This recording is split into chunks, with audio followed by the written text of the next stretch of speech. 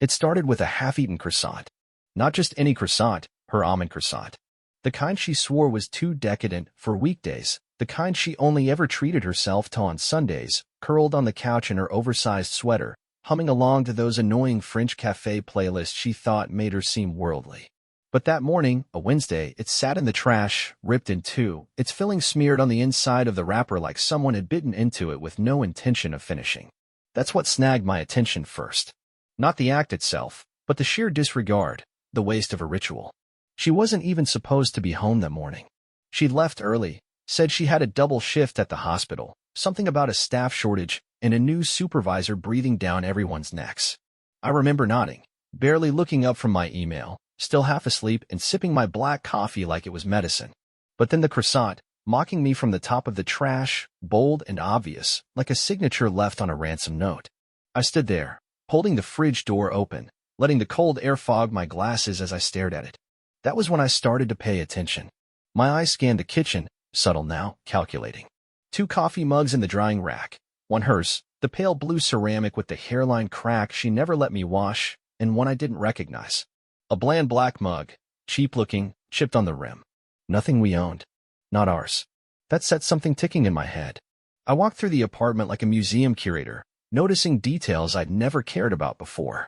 The throw pillows on the couch were in the wrong order. Hers always went on the ends, not stacked in the center like someone tried to be polite and failed. The bathroom mirror had a fog ring even though neither of us had showered that morning. Her perfume hung in the air too fresh, like it had been sprayed recently, not left to linger naturally from hours before. I moved like I was assembling a puzzle where I already knew the image, just needed to find the pieces. In the laundry hamper, her scrubs, worn and balled up at the bottom. But she was supposed to be wearing them. She'd left in them. Or said she had. The real punch, though, came with the bedroom closet. I didn't go in there often. Her side was her domain, cluttered with an irrational number of shoes, scarves, and that overly sentimental necklace tree shaped like a deer antler she got at a street fair. But today I looked. No, hunted. The dress was missing. Not just any dress. The green silk wrap she wore on our anniversary last year, the one she said made her feel dangerous. She twirled in it in front of the mirror while sipping wine, told me it made her feel like she could ruin a man's life. I remembered laughing then. I wasn't laughing now. I didn't need to call her. Didn't need to scream, or break things, or storm off. I just stood there, staring at the empty hanger, the slight indentation it left in the clothes around it. That hanger told me more than any confrontation ever could. It told me that she got dressed here, while I slept. That she made coffee for someone, served him an almond croissant, and tried to hide it all with the same half-effort cleanup she applied to loading the dishwasher. There was no panic in me. Just a deep, slow-burning calculation, like something mechanical clicking into place behind my eyes. I went to the bed next, checked the sheets. Nothing obvious. But then again, people like her always think evidence is something you can see. They forget the silence is what screams loudest. She didn't text all day. Not even the usual, "How's your day going?" guilt text. When she finally came home around 8 p.m., her hair was too neat, her face too scrubbed. She kissed my cheek like she was afraid to leave a mark. I smiled. I told her I ordered takeout, her favorite Thai place. She said that was sweet, said she was exhausted, and took a shower. I listened to the water run, the muffled hum of her singing under her breath. No sign of guilt. No confession. Just a performance. That's when I knew. She didn't feel bad. She didn't even feel caught. She thought she was clever. That's what changed everything. If she'd looked guilty, maybe I'd have waited. But her confidence, her total, smug belief that I was too stupid or too blind to notice, that lit something else in me. Something patient. Something surgical. Because the moment I saw that croissant in the trash, I didn't feel heartbroken. I felt challenged. Like I'd been insulted at a level deeper than words. And if she wanted to play dangerous, fine. I'd show her what danger really looked like. Quiet, calculating, and smiling right back at her. They say you don't notice the moment someone starts pulling away, only the distance after it's too late to close. But that's a lie. You feel it. You feel it like a sudden cold draft in a room where the windows were supposed to be shut tight. Our life wasn't flashy, but it was stable. We had our routines. Sunday mornings at the farmer's market, takeout and bad reality TV on Thursdays, wine and board games when the weather turned. I supported her, always. I was her biggest fan when she got promoted, when she talked about getting into nurse management, when she said she wanted more autonomy at work. I didn't even flinch when she started talking about taking weekend shifts or traveling for conferences, anything to grow professionally, she'd say, brushing back her hair with that practiced nonchalance that used to charm me. I trusted her.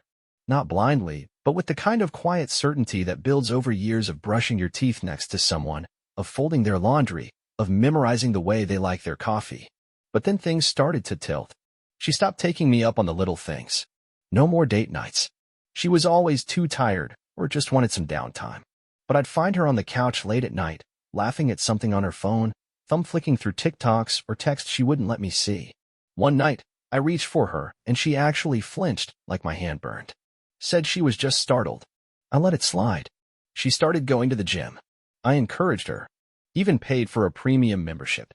Then the gym bag started staying in the trunk of her car, and she never looked like she'd actually worked out. No sweat, no soreness, not even the post-exercise glow. I joked about it once, asked if the gym was just a secret spa, and she laughed too hard. Not genuinely. It was that theatrical kind of laugh people use when they're lying and trying to drown out the question. And then there were the new clothes. Subtle at first, tops she swore were, just old ones I dug out, except I'd never seen them. Then bras that weren't hers. Not practical, everyday ones. Lacy, sculpted, whisper-thin things that had no business being under scrubs. She said she was rediscovering her femininity. Said she read an article about dressing for yourself, not the male gaze. I nodded like a good husband. I even complimented her. But every time she smiled, her eyes didn't follow. It was like she was looking through me, like I was a stranger on the bus giving her a polite nod. She got a new perfume, sharp, citrusy, nothing like her usual floral scent. Said it was part of a reset. Started using terms like boundary work and emotional space, usually when I asked something simple, like if she wanted to come with me to a coworker's wedding. She didn't say no. She just looked at me and said, I don't think I want to go places where I feel like I have to pretend we're still aligned. Aligned. Like we were business partners whose merger wasn't profitable anymore. And her phone, always face down, always on silent. She used to leave it anywhere. Now it followed her like a limb. Bathroom, kitchen, laundry room. Once, I picked it up to move it off the bed and she practically dove for it. Privacy is healthy, she snapped, then kissed me like it was a bandage. Another time, I found a receipt in the trash from a sushi bar across town. She told me she had a late shift that night. When I asked, casually, with a smile, she said the hospital cafeteria had improved and left it at that. Then there was the social media shift. One morning, I tried tagging her in a photo from our trip last year and realized I couldn't. Her profile was locked. Private. I asked if she changed her settings. She claimed she deactivated too much negativity online. But a fake account I made told a different story. She was active, posting, and I wasn't in a single post. Her new life, it seemed, didn't include me. Still, I said nothing. I clung to the illusion like a man gripping a rope above a canyon, refusing to look down. I thought maybe she was just tired. Maybe she was depressed. Maybe she was going through something she didn't know how to talk about. I made her breakfast. I left notes in her lunch bag. I even booked a weekend getaway to the cabin she used to love. She canceled the day before. Said work was demanding. Said she needed solitude to reset. That word again. Reset. It was like I was living with a ghost who didn't even realize she'd died. The worst part wasn't the distance. It was how efficient she became at making it look like nothing was wrong. How easily she weaponized calmness. She smiled, but the smile was vacant. She kissed me, but her lips never lingered. She touched me, but only in routine, never desire. It was like I'd become a background prop in a life she was carefully curating for someone else. And still, I wanted to believe. I told myself maybe it was a phase. Maybe she'd come back. But deep down, in the quiet spaces between her clipped goodnights and her long, absent mornings, I felt the ground starting to shift. Something was rotting beneath our perfect life, and I was the only one who still cared enough to smell it. It was the scent that betrayed her, of all things faint but unmistakable, lingering like guilt in the air. Not her perfume, not the new citrusy one she claimed was about rediscovering her essence. No, this was something else. A men's cologne. Sharp, synthetic, with that cloying musk you only get from cheap aftershave or drugstore body spray, the kind teenage boys bathe in before a date they don't deserve. I noticed it when I leaned in to kiss her neck as she walked past me in the kitchen, and for a second I froze. Not because she flinched, she didn't. She let me kiss her. But because the skin beneath my lips didn't smell like her, it smelled like someone else. Someone who'd touched her too recently. I didn't say a word. I didn't even blink. I just pulled back and smiled, made a comment about her looking tired, offered to cook dinner while she unwinds. She agreed, smiling, distracted, scrolling through her phone like I wasn't even there. I watched her thumb dance over the screen, tapping out some long reply, her mouth curled in a little private smile she used to save for me. And still, I said nothing. Just cooked. Pasta. Easy, familiar. The kind of thing we used to share on quiet nights with wine and laughter. But that night, it felt like I was cooking for a stranger and her ghost. After dinner, she went to shower. Normally, I'd hear the water turn on. But this time, it stayed silent. I waited 5 minutes. 10. Something gnawed at me. So I got up, padded silently down the hallway, barefoot on cold hardwood. Her phone was gone from the kitchen counter. Not in her purse either.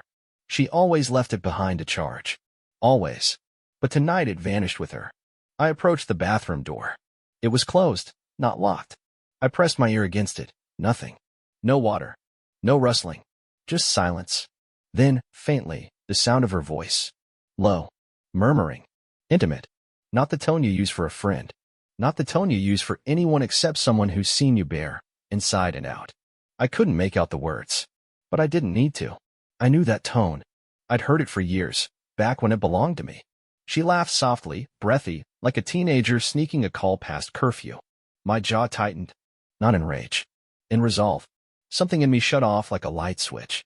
And then I walked away. Back to the kitchen. I sat at the table and stared at the 2 plates, hers half-eaten. A single noodle still clung to the edge of the ceramic. I picked it up and rolled it between my fingers. Then I noticed her gym bag on the floor by the door, tossed carelessly like she always did. The zipper was slightly open. I reached down and pulled it open slowly, carefully, like I was defusing a bomb.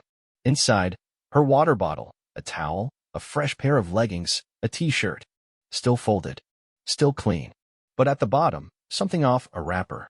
A condom wrapper. Torn. Used. Not ours. We hadn't used those in years. She had an IUD. Said it was easier. Cleaner. So who was she protecting now? Or worse, who was protecting themselves from her? I turned the wrapper over in my hand like it was some kind of ancient relic, some final proof that the life I thought I had was nothing but a replica of something long dead. I didn't speak. I didn't yell. I didn't even feel. I just placed the wrapper on the counter like a surgeon laying down a scalpel, then went to the living room and sat on the edge of the couch. She came out 20 minutes later, hair damp, cheeks flushed. Hey babe, she said, smiling like nothing had happened, like I hadn't heard her whisper someone else's name behind a bathroom door. That pasta was so good. I looked at her, just nodded. Glad you liked it, I said. My voice was calm, measured, even warm. She came over, kissed me on the forehead, told me she was going to bed early. Long shift tomorrow. I told her to sleep well. And as she disappeared into the bedroom, closing the door behind her, I sat there in the dim light, listening to her move around, brush her teeth, hum a song under her breath. She had no idea. None. That I'd crossed a line in my mind.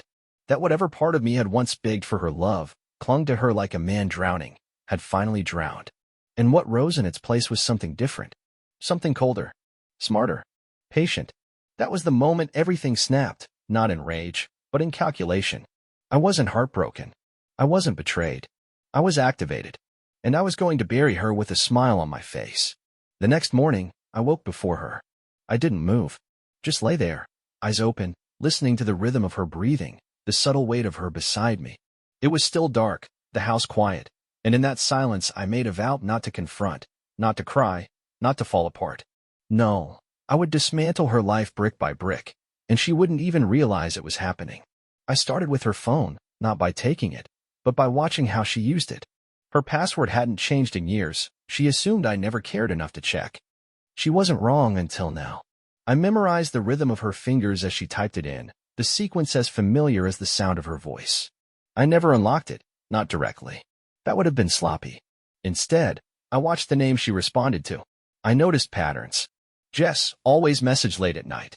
Work group always buzzed during her days off. And there was one name that stood out, K. No last name. Just a single letter. At first, innocuous. Then more frequent. Always short messages. Never notifications. She must have muted them. So I mirrored her moves, downloaded a call log tracker onto the shared tablet she forgot even synced with her account. It pulled everything: timestamps, call durations, even numbers saved under fake names. Kay had called her at 11:42 p.m. on 3 separate occasions in the past week. Each call lasted over an hour. And not once did she mention it. I still didn't ask. I just smiled, brought her coffee, kissed her temple, told her to have a good day. Then I waited. I started watching her calendar, her paper one, the one she kept in the kitchen with colorful little notes like Dr. Thompson 4 p.m. or dinner with Maddie. I cross-checked every entry with her location history, easily accessed through our joint phone plan. Another thing she forgot existed. Dinner with Maddie was a lie. That night, she was 30 miles in the opposite direction at a boutique hotel near the airport. Not a chain. Not somewhere anyone would go for food. Just private. Remote. Discreet. She came home that night with the smell of shampoo stronger than usual. Her skin still flushed like she'd rushed to scrub something off. I told her she looked beautiful. She smiled, said she felt renewed. I nearly laughed. Then I went deeper. I reviewed our shared credit card statements quietly, through the app she never used. Small purchases, but consistent. Gas stations nowhere near her job. 2 dinners paid in cash. A hotel reservation under her maiden name. And a florist twice. Once on Valentine's Day. She came home that day claiming the hospital was swamped and they didn't celebrate it anymore because love doesn't need a date. I told her I agreed. I brought her takeout. She thanked me with a kiss and a distracted hug. So I checked the florist. Pretended I was reordering for a surprise. They remembered her. The redhead. The woman said cheerfully over the phone. She picked them up herself. Said they were for her perfect man. I thanked her. Hung up. Didn't flinch. Just sat there for 10 minutes staring at my own reflection in the microwave door. Then I called in a favor. My old roommate, Chris, worked in IT and owed me more than a few. I asked him to create a dummy Instagram account. Nothing too polished. Just a basic profile of a guy who looked like he traveled, who worked in marketing, who could believably slide into someone's DMs. I had him follow her a week later. She accepted the follow within the hour. A day later, he messaged her. Casual, respectful. She replied within minutes. At first, it was harmless. Then she started engaging, flirting, compliments, double-tapping his stories, laughing at his jokes. I told Chris to push a little harder. He asked if she was seeing anyone. Her reply came 10 minutes later. It's complicated. I told him to stop. That was all I needed. The next phase required precision. I picked a day she claimed she'd be working a night shift. I called the hospital, pretending to be from HR with a schedule question. They transferred me. The supervisor checked. No, she's off tonight. She's not on the schedule until Friday. I thanked her, hung up, and stared at the wall for a full hour. That evening, she left in scrubs, kissed me goodbye, said she'd be back in the morning. I nodded, kissed her forehead, told her to be safe. As she walked out, I whispered to myself, got you. I didn't follow her. I didn't need to. I followed someone else. Her best friend, Leah, the one who covered for her with too much enthusiasm. I'd already cloned her social posts, knew her habits. She posted a wine night selfie from her living room at 8 p.m. sharp. Except behind her on the wall was a reflection. A window. And in that reflection, a silhouette. Tall. Male. Leaning in toward a woman that wasn't Leah. And that woman's hair was unmistakable. Red. Loose. My wife's favorite look when she wanted to feel irresistible. I didn't screen capture it. Didn't need to. I remembered every pixel. Every shadow. I stayed quiet. She came home the next morning, humming to herself. Said it was a slow night. I made her coffee. Asked how things were. She said, boring. Nothing worth mentioning. I smiled. Told her I liked boring. Told her it was safe. She nodded, sipping the coffee I made with hands that had already started mapping her destruction. She didn't know it yet, but I was already holding every card. The mask hadn't slipped from her face, it had been torn away. And she was still smiling at me like I was blind. It happened in the most ordinary place imaginable, which made it feel all the more surgical, brutal in its elegance. Our favorite Italian restaurant, the one with the overpriced Chianti and the white tablecloth she always Instagrammed with captions like Simple Joys or My Love Knows Me So Well. She'd been there before, but not with me. I made the reservation 2 weeks in advance under a fake name, then called a favor from a former coworker who moonlighted as a photographer for event venues. He owed me big, and I told him exactly where to be, exactly what to capture. I invited her to dinner that night, said we needed us time, said I missed her. She smiled with guilt behind her teeth, agreed too quickly, wore the green wrap dress I knew she'd worn for him. When she walked in, she looked radiant, overconfident, like she thought I was desperate to win her back. She kissed me lightly, sat across from me, asked if I'd been feeling okay lately. I said nothing much, just clear, focused. I asked about work. She gave me the rehearsed version. I asked about her weekend. She lied without blinking. The waiter came, we ordered, and I watched her sip her wine like it was armor. That's when the hostess approached our table, followed by a man in a black polo carrying a slim iPad. "Sir," he said, loud enough for nearby tables to quiet. "I believe this belongs to you."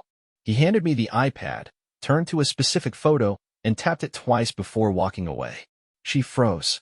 I turned the screen toward her. It was high-res. Her. In the same dress. In the parking lot of this very restaurant, pressed up against a man whose face I'd never seen before, his hand tangled in her hair, her mouth open in a laugh that once belonged to me. Time-stamped, location tagged. No ambiguity. For a second, her face drained of blood. Then, almost instantly, she snapped into the first phase, denial. "That's not what it looks like," she said, her voice shaking slightly, eyes darting around like she was searching for a fire exit. I said nothing, just tilted my head. She reached for the iPad. I pulled it back. She leaned forward, voice lower. "We were just talking, I swear." He leaned in. He was drunk. I nodded, slow, measured, like I was taking notes in a courtroom. She tried to smile. "You know how I am. I'm just friendly." It was harmless. She waited for me to agree. I didn't. Just took a sip of my wine. Her face tightened. Phase 2, justification. "You haven't exactly been present lately. You've been distant, cold." I didn't know what to do. Her voice got quieter, more breathy, like she thought vulnerability would buy her time. I didn't mean for anything to happen. I was confused. I thought maybe we were drifting. I raised an eyebrow, said nothing. She sat back, arms crossing, eyes hardening. And then came the pivot, blame. "You're not perfect, you know. You check out emotionally. You don't even see me anymore."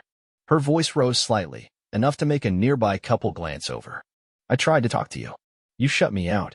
What was I supposed to do? Just shrivel up while you emotionally starved me?" I wiped my mouth with the napkin, still silent. Still expressionless. That silence rattled her. She leaned in again, desperate now. "Look, it wasn't serious. It was a mistake. It didn't mean anything."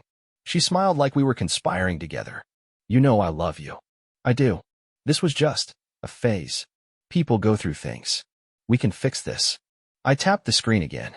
Another photo. Same man. Same dress. Different angle. His hand up her thigh. Her mouth on his neck. That cracked the facade. She leaned back, scoffed. "You're pathetic. Digging around like some paranoid loser. Spying on me? That's what this is now."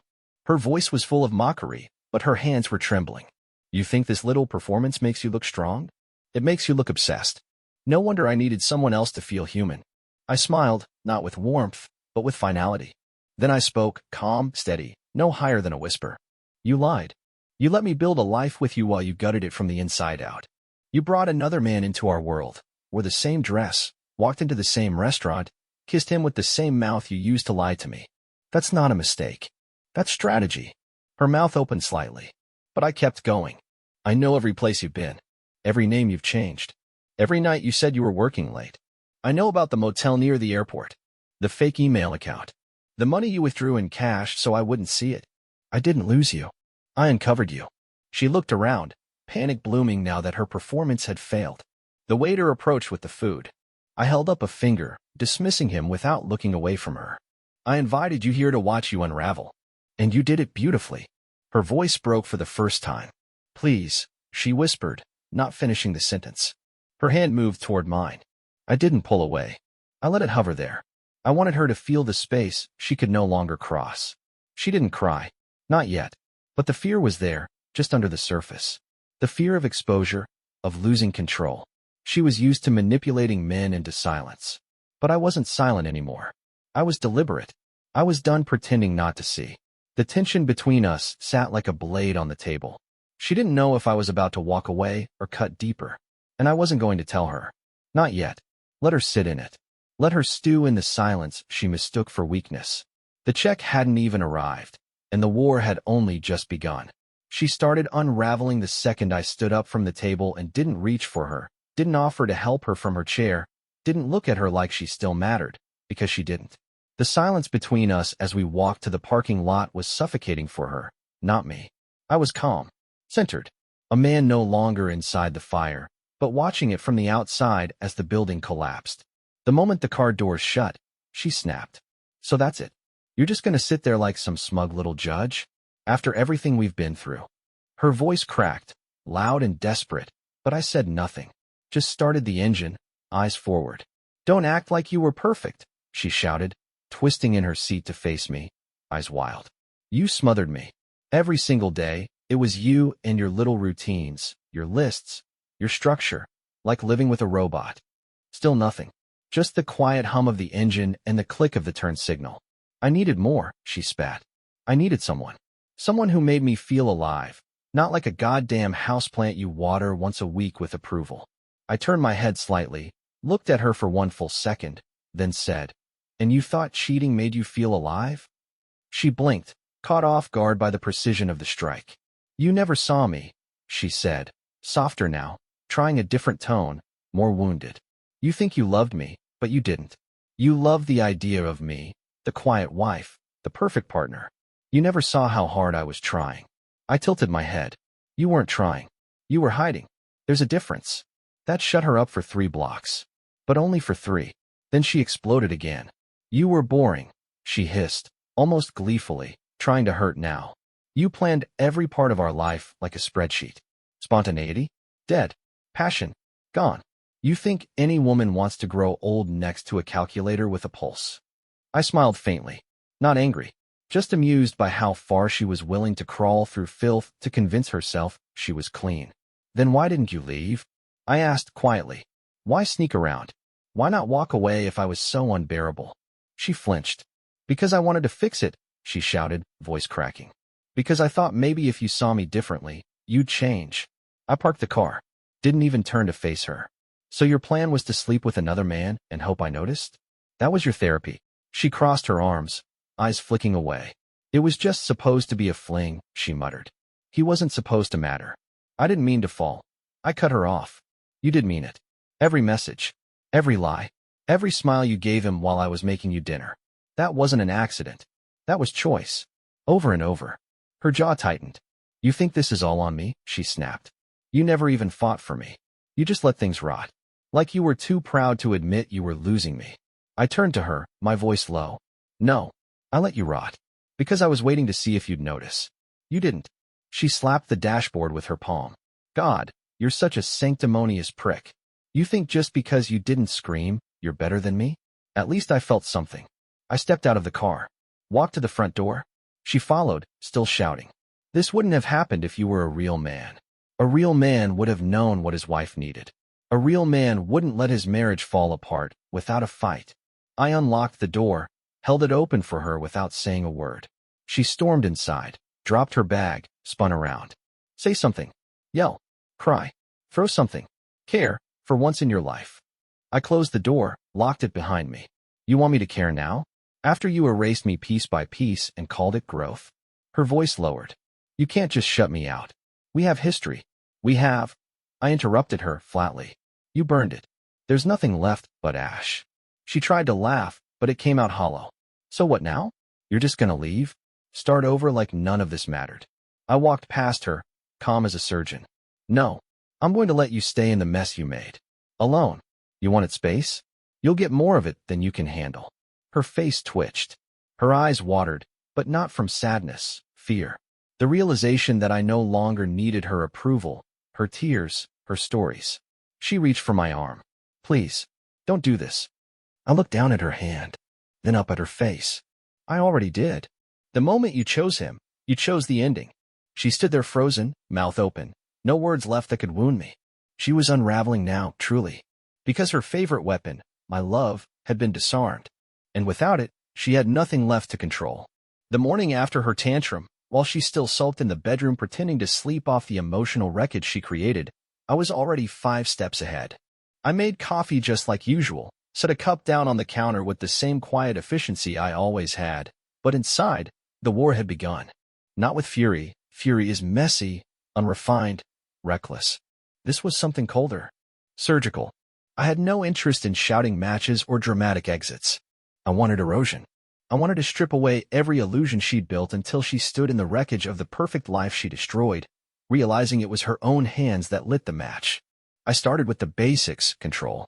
Financial, digital, legal. I pulled all account access into my name quietly, surgically.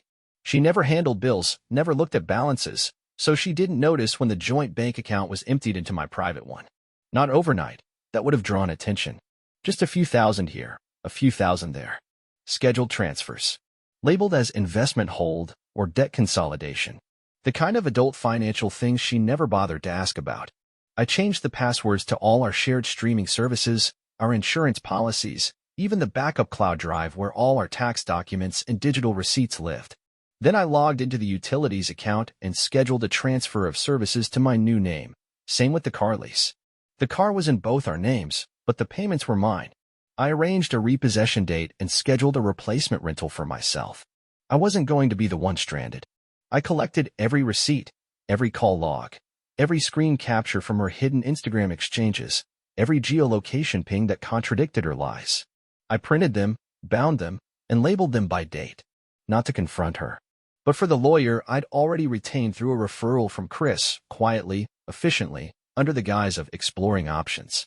The divorce petition was being drafted with terms that would bleed her without drawing blood. I wasn't looking for vengeance in the courtroom. I was carving a path for full asset division weighted in my favor and establishing a paper trail that outlined her infidelity with irrefutable evidence. Infidelity matters when the cheater is also trying to plead for spousal support. And she would. I knew she would, because her job barely paid half of what mine did, and she'd gotten too comfortable in the luxury of my ambition. I timed my next steps with military precision. Her parents were first, not with rage. I sent them a care package. Inside was a simple letter, no emotion, just facts, dates, times, images. I told them I wasn't asking for sides, I was giving them the respect of truth. I let them draw their own conclusions.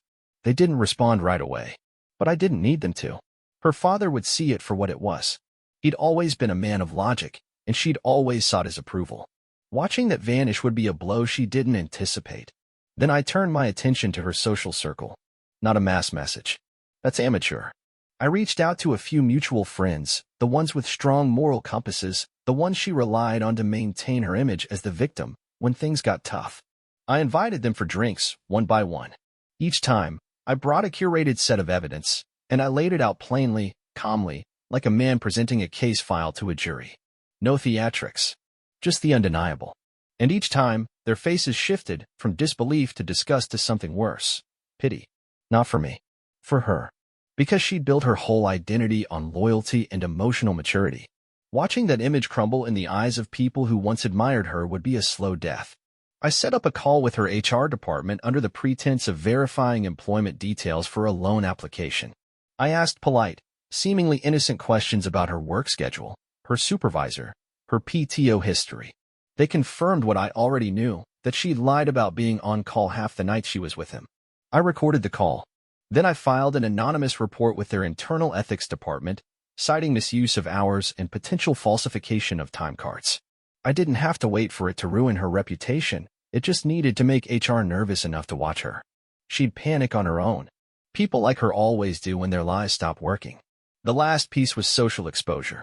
She was still logged into our shared laptop, still casually scrolling through Facebook, oblivious to the fact that I had cloned her browser. I waited until she left for her therapist appointment, which I knew was actually another rendezvous, then uploaded a video.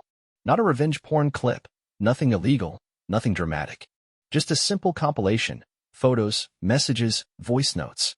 Timestamped, curated, layered with a soft piano track. I uploaded it to a private YouTube link, unlisted. Then I sent that link to one person, him. The other man. The man she thought was just her little secret. I found him through metadata, social tags, GPS shadows. Sent it with one line. This is who you're sharing a bed with. He saw it. I know, because 20 minutes later she called me in a screaming frenzy, voice cracking with fury and fear. I didn't answer. Just watched the call light up my screen and fade. She didn't know it yet, but everything she thought she controlled was slipping out of her hands. By the time she'd figure it out, I'd already be gone. The lease was broken. The mover scheduled. The lawyer ready to file. The final blow would come in silence, a cold envelope on the kitchen table, her name on it in clean black ink, the words inside stripped of all feeling but pulsing with finality. I wasn't taking revenge. I was reclaiming what was mine: peace, power, and the satisfaction of watching her world implode, not in fire, but in slow, perfect collapse. She thought it was going to be a celebration, her birthday dinner, organized by me, no less, at that fancy rooftop restaurant she always dreamed about but never thought we could afford. I told her it was time to start fresh, to put everything behind us, that I wanted to show her she still mattered. She believed every word. Dressed herself like a queen in that same emerald wrap dress she thought still held power, curled her hair, wore the earrings her father had given her when she graduated, back when they were still proud of her. She walked into the restaurant on my arm, smiling like nothing could touch her, waving to the people I'd carefully invited one by one: her parents, her siblings, two of her closest friends, our old neighbors. Even a few of her coworkers she'd been bragging to about the new chapter in our relationship. She didn't notice the silence when we entered. She didn't notice the eyes that wouldn't meet hers. She didn't notice the way I looked straight ahead as I led her to the long table, perfectly lit, every seat filled, every glass full, and every face carved from stone. The waiter brought out champagne.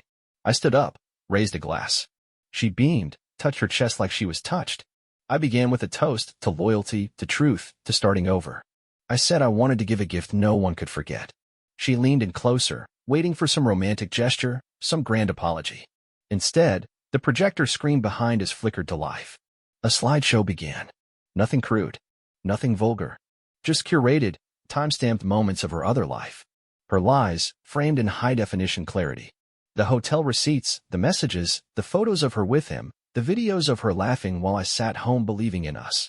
Her face fell as the room turned to ice.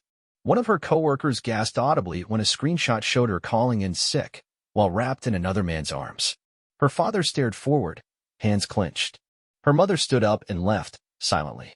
One friend dropped her fork. Another whispered something to the woman beside her. Judgment passed, quietly and ruthlessly. Her sister looked down, ashamed. Her voice cracked first. "What is this?" she said, trying to laugh, trying to summon some fake outrage. "Is this supposed to be a joke?" No one laughed. She turned to me, desperate now, eyes wide. "You did this? You planned this? This is sick." I said nothing. Just drank my champagne. She stood, voice rising, arms flailing. "You're humiliating me. You think this makes you better than me? You're a coward." Still, I said nothing. Her lover wasn't there, but I made sure he got the same video 3 days before. His reply was short. "I didn't know she was married. I'm out." She'd been ghosted. She called him 7 times that morning. No answer. Her phone was in her purse, lighting up with rejection, and she had nowhere to hide. She tried to redirect. "None of this is real. It's out of context. You're making me look like a monster." A voice spoke from the table, her best friend. The one she'd confided in for years. "I saw the messages," she said flatly. "All of them. Don't insult us." That shut her up. She stood there trembling, her hands shaking, mouth opening but forming no words, mascara smudging from the corners of her eyes. Then the tremble turned into collapse. Her knees buckled, and she sat back down hard, suddenly very small in the chair she'd floated into like royalty. She wasn't crying yet, but she was close. Her breathing stuttered. She scanned the faces of the people who once defined her life, people who used to love her, admire her, trust her, and saw only judgment. And then she looked at me. Really looked. And what she saw wasn't fury or pain or heartbreak. It was something worse. Detachment. Indifference. A quiet man who had already mourned her. She realized then, I wasn't here to rage or to reconcile. I was here to let her witness her own funeral. And I wasn't leaving. I wanted her to feel every second of it. I stayed seated, composed, a silent monument to the destruction she brought on herself. She broke down then. Tried to cover her face, tried to speak, to plead, but no one moved. No one rescued her. The silence that followed was thick enough to suffocate. She had nothing left. Not her man, not her mask, not her story. She turned to me one last time, voice low, broken. "Please, don't do this." I didn't respond. I didn't need to. The projector shut off. The light stayed low. The room remained silent. And I sipped my drink, letting the weight of her collapse hang in the air like a verdict. She stormed after me in the lobby, her heels clacking against the marble like gunshots, still trembling from the collapse upstairs but now boiling, unhinged, weaponizing what little she had left, her voice. "You think this makes you a man? Parading me like a circus act in front of my family," she shouted, her eyes bloodshot, face streaked with mascara and panic, her hands shaking not from fear, but from fury that she no longer held the leash. Her father followed slowly behind her, grim-faced, silent. Her mother wouldn't even make eye contact. A few guests from the restaurant lingered in the corridor, murmuring, pretending not to watch but clearly unable to look away. "I made a mistake, all right? One mistake. And you act like I'm some monster," she barked, walking in circles, spinning around to face me again like she was hoping the force of her volume could undo what I had already burned into everyone's memory. "Do you know what it was like living with you? You were cold, mechanical, dead inside. I had to beg for affection while you buried yourself in spreadsheets in silence. I didn't flinch. Just watched her. Let her spiral. Because she wasn't even talking to me anymore. She was performing for the crowd. You don't get to play the hero here," she sneered, stepping closer, her finger jabbing at my chest. "You ignored me. You pushed me to him. What did you expect?" I turned my head slightly, calm as a winter lake. I expected a wife, not a liar who smiled in my face while giving her soul to someone else's hands. The gasps came then from her sister, who had just arrived, from her co-worker who stumbled in late, from someone recording in the back. She didn't care. She was too far gone. "Oh, please," she laughed, bitter, unhinged. "You loved playing the victim from the second you found out. Acting all calm and composed, like you're above it all. But you're not. You're a coward. A sad little man hiding behind spreadsheets and PowerPoints." "Is that what he told you to say?" I asked, eyes narrowing. "The guy who blocked you the second he found out you were married?" Her voice caught for a second, but she pushed through it. "At least he saw me. At least he made me feel wanted," she shouted. That's when my sister stepped forward, cool, sharp, holding nothing back. "Wanted? You threw away everything good in your life for hotel room compliments from a guy who wouldn't even claim you in public. That's not love. That's desperation." Her friend from work gasped. Her father looked away in shame. "Don't you dare speak to me like that," she screamed, her eyes wild, flicking between the growing crowd. "You all think he's some saint? He's manipulative. He's cold. He's calculated. He set me up. He planned this." She pointed at me, voice shaking. "You think he's innocent? He made me feel crazy for needing love." I stepped forward then, not loud, not aggressive, just cutting. "You don't get to rewrite the story now. You begged me to believe in us. You told me you loved me while you were washing off someone else's touch in our shower. You kissed me goodnight with his breath still on your skin. You didn't just cheat. You erased me from our marriage one lie at a time, and you thought I'd never notice." Silence. Deep, thick silence. Her bottom lip trembled, her chest rising and falling like she was drowning in her own guilt. Her mother quietly wiped a tear. Her father stepped back. The crowd didn't speak, but no one left. "I gave you everything," I continued, voice still calm but heavy, unrelenting. "I believed in you when you didn't believe in yourself. I fought for this marriage while you sold it off piece by piece to a man who vanished at the first sign of consequence. And now, all you've got left is volume." Her scream ripped through the lobby. "I hate you." She shoved a vase off the nearby counter. It shattered against the floor. A security guard stepped forward. Her sister tried to hold her back. She flailed, cried, shouted, until her legs gave out and she collapsed against the wall, sobbing into her hands. "You can't do this to me," she whispered. "You can't ruin my life like this." I leaned in close, voice low, almost a whisper. "I didn't ruin your life. I just stopped protecting the lie you built it on." And with that, I straightened my jacket, nodded to my sister, and walked toward the exit, past the stairs, past the whispers, past the mess she had made and could never clean. She looked up one last time, eyes pleading, shattered, still trying to find a crack in me to crawl back through. But there was nothing left. Just a man walking out whole, while she sat in ruins, and everyone finally saw her for what she really was. In the months that followed, her life didn't just fall apart, it disintegrated piece by piece, slow enough for her to feel every crack as it spread through the hollow frame of the world she built on lies. Her job didn't fire her immediately, but the whispers started within days. Colleagues who once praised her professionalism now watched her from behind coffee mugs and glass doors, their smiles tight, their conversations stopping the second she walked in. Patients requested to see other nurses. The HR investigation I triggered picked up speed, and when they found the falsified time cards, The personal emergency excuses she recycled every weekend. The quiet meetings began. No one said anything directly, no one ever does, but her schedule was cut in half. Her shifts moved to the least desirable hours. Then came the suspension. Not for the cheating, of course, companies don't care about that. But when her personal disgrace spilled into her professional life and started dragging their reputation with it, they made their choice. She left with a cardboard box and no goodbye party. Her friends, the ones who used to fawn over her confidence and empowered energy, fell away like autumn leaves in a storm. One by one, they unfollowed her, blocked her, distanced themselves without explanation. The ones she leaned on for excuses, for cover stories, suddenly weren't answering her calls. Even Leah, the best friend she used to giggle with about taking control of her life, never returned her texts after that dinner. Her family? Wrecked. Her father hasn't spoken to her since that night in the restaurant.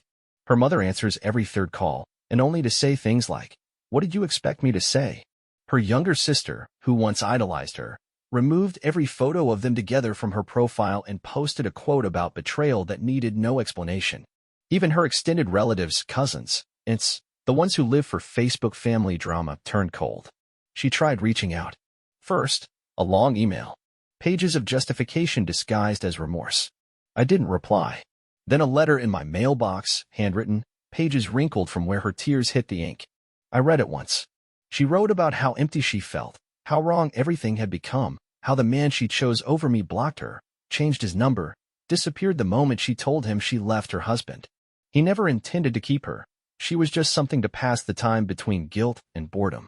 She wrote that she hadn't slept properly in weeks, that everywhere she went, she could feel people looking, judging, that she tried dating again, but every man just wanted the woman she used to pretend to be, not the one she was now.